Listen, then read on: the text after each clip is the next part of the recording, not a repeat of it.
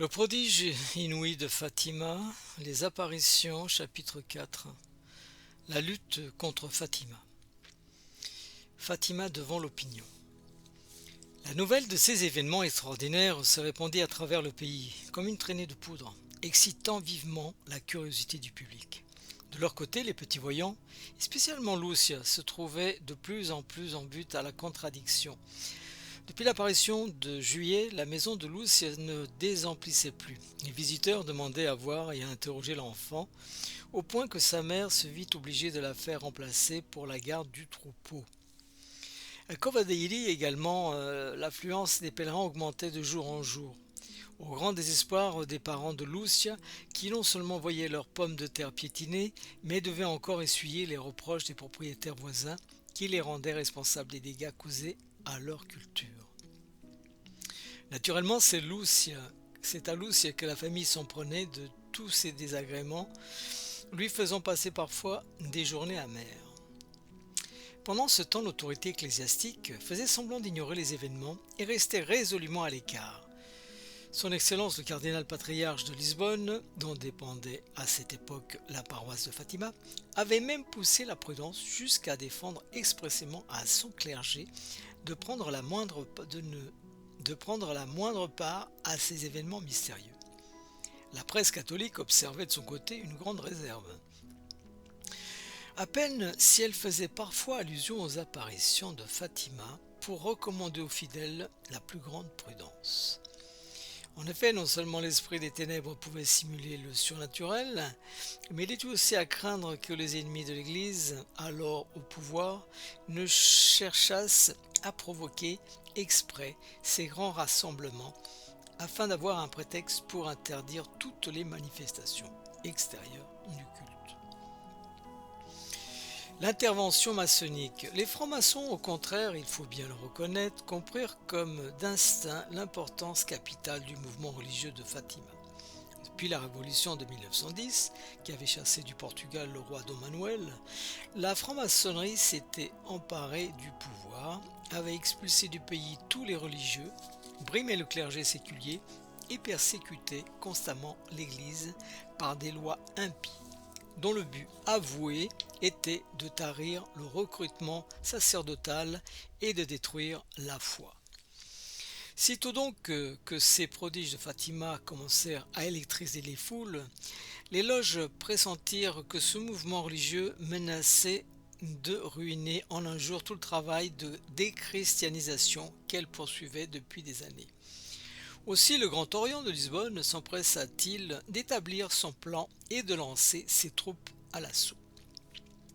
L'attaque débuta par une campagne de presse savamment organisée qui alla toujours en augmentant jusqu'à la chute du régime maçonnique en 1926.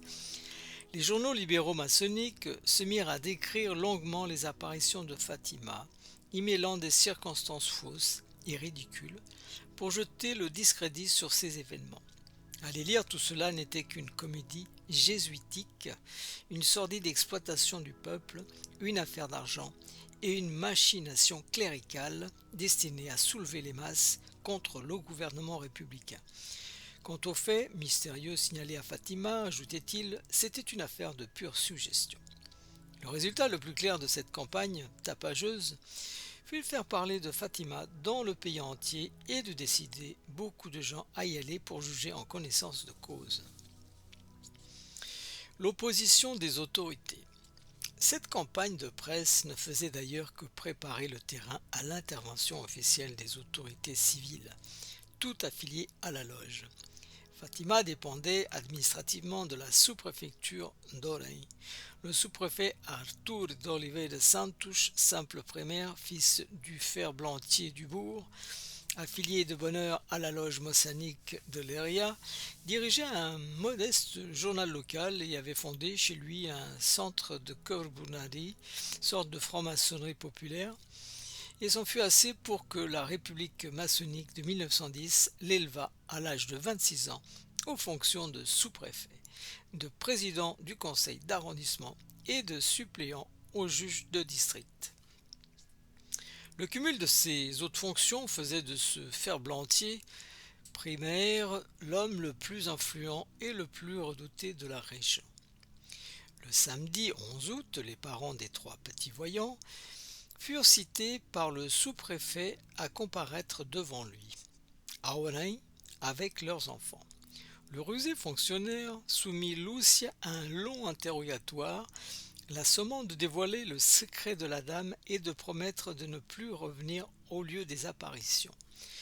Devant le refus persistant de la fillette, il menaça les parents et les renvoya, en leur disant qu'il saurait bien arriver à ses fins, dût-il pour cela enlever la vie à ses mauvais garnements. L'arrestation des 3 enfants.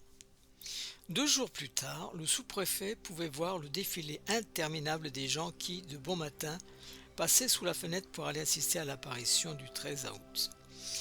Maîtrisant son dépit, il attela sa voiture et partit pour Aljustrel, chez les parents des voyants. « Je viens aussi assister à l'apparition, déclara-t-il. Comme Thomas, je veux voir pour croire. » « Vous avez bien raison, répondit le père de Jacinthe. La bonne façon de juger, c'est d'aller voir. » Le sous-préfet insista pour prendre les enfants dans sa voiture jusqu'à Covadonga. « Non, non, s'écrièrent-ils, nous allons toujours à pied. » Eh bien, dit le sous-préfet aux parents, qu'ils aillent à pied chez le curé, je les y attends pour leur demander encore quelques renseignements.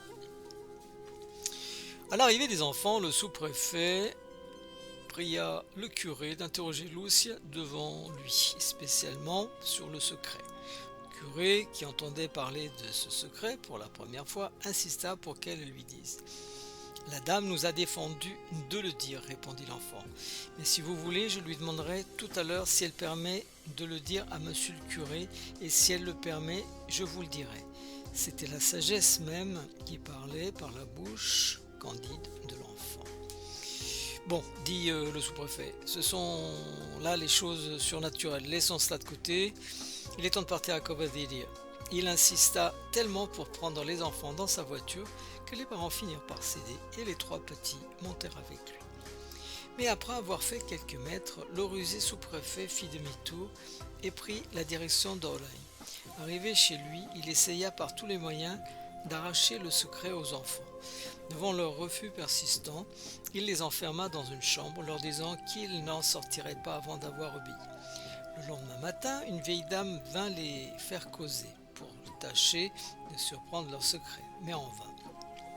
Conduits ensuite au bureau de l'administration, ils furent soumis à un interrogatoire officiel en règle. Ils racontèrent très simplement les apparitions, mais déclarèrent ne pouvant pas dire le secret parce que la dame du ciel l'avait défendu. On employa ruse, promesses, menaces, ils restèrent inflexibles dans leur refus. Au début de l'après-midi, on les enferme dans la prison publique en les avertissant qu'on viendra bientôt les prendre pour les brûler vifs. La petite Jacinthe, qui compte à peine 7 ans, va se mettre près de la fenêtre, elle pleure. Lucia cherche à l'encourager. « Jacinthe, viens auprès de nous. Pourquoi pleures-tu? Nous allons mourir sans embrasser une dernière fois nos parents. Je voudrais au moins vous revoir, maman. » « Ne pleure pas, supplie son frère Francisco. Offrons ce sacrifice pour les pécheurs. Et joignant les mains, « Oh mon Jésus, dit-il, c'est par amour pour vous et pour la conversion des pécheurs. » Jacinthe, tout en larmes, joint les mains à son tour et levant les yeux au ciel, ajoute « Et aussi pour le Saint-Père, et en réparation des offenses faites au cœur immaculé de Marie. » Émis par cette scène, les prisonniers interviennent de leur côté. « Mais pourquoi ne dites-vous pas le secret au sous-préfet? Qu'importe que la dame l'ait défendu. »« Ah, ça jamais, répond vivement l'intrépide Jacinthe. Nous préférons mourir. » Pris par les interrogatoires, les enfants n'avaient pas encore pu réciter le chapelet. Jacinthe sort alors une médaille et demande à un prisonnier de la suspendre à un clou au mur. Puis, agenouillés devant cet autel improvisé, les voilà qui récitent le chapelet de toute leur âme. Et scène sublime, empoignés par l'émotion, les prisonniers tombent à genoux et répondent au chapelet. Dans la soirée, les enfants sont reconduits au bureau de l'administration pour y subir de nouveau un interrogatoire serré, entremêlé de promesses alléchantes et de menaces terrifiantes. La menace de mort. Devant leur refus persistant, le sous-préfet recourt à un dernier stratagème. Il se lève brusquement, entre dans une grande fureur et crie de toutes ses forces: Si vous ne voulez pas obéir de bon gré, vous allez obéir de force. Et se tournant vers l'huissier, il lui crie l'ordre d'aller préparer une grande poêle d'huile bouillante pour y faire frire les rebelles. Pendant que l'huissier va exécuter l'ordre reçu, les pauvres petits sont enfermés dans une petite pièce voisine. Moment gros d'angoisse pour les 3 jeunes martyrs qui se préparent au sacrifice.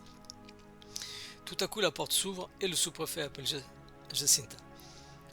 Tu ne veux pas dire le secret? Eh bien, tu seras brûlée la première, suis-moi. La petite le suit en pleurant, amenée dans une autre pièce. Elle est de nouveau interrogée, caressée, menacée et finalement enfermée dans une chambre voisine. Le sous-préfet appelle ensuite Francisco. Ta sœur est déjà frite. Le même sort t'attend si tu ne dis pas le secret. Francisco pleure mais reste aussi inébranlable que Jacinta, qu'il finit par aller rejoindre dans l'autre chambre. Après un moment, c'est le tour de Lucia. Et toi, lui demanda-t-on plus tard, que penses-tu qu'on allait te faire? J'étais persuadé qu'il allait me tuer comme mes 2 petits compagnons, mais je n'avais pas peur et je me recommandais à la Sainte Vierge. Le 15 août, le sous-préfet tenta un dernier assaut, mais sans plus de succès que la veille. Avec un héroïsme visiblement au-dessus de leurs forces, les petits voyants gardèrent fidèlement le secret que la céleste dame leur avait confié. Aussi fatigué et déçu, le magistrat décida-t-il de renvoyer ses 3 prisonniers. Mais, lâche jusqu'au bout, il profita du moment où le peuple était à la grand-messe pour les ramener en cachette à la cure, d'où il les avait enlevés par ruse. Cette circonstance indisposa les gens contre le curé, qu'il soupçonnait à tort d'avoir trempé dans l'arrestation de ces innocents. Contre-manifestation maçonnique. Comme nous le verrons plus loin dans un autre chapitre, l'arrestation des enfants ne put empêcher la foule d'être témoin le lundi 13 août à Covadonga de prodiges d'autant plus remarqués qu'ils étaient produits en l'absence des petits voyants. Aussi les gens étaient-ils rentrés chez eux plus enthousiastes que jamais, sans perdre le temps. La franc-maçonnerie organisa pour le dimanche suivant, le 19 août, un contre-pèlerinage avec tous les éléments carbonari et les concours officiels de la police sous la présidence du sous-préfet d'Oraï. Mais le jour indiqué, les manifestants ne trouvèrent à Fatima qu'un village désert. Toute la paroisse était partie, curé en tête, célébrer l'office divin dans une chapelle éloignée. La contre-manifestation de la loge avait ainsi fait fiasco et les événements de Fatima continuèrent leur cours.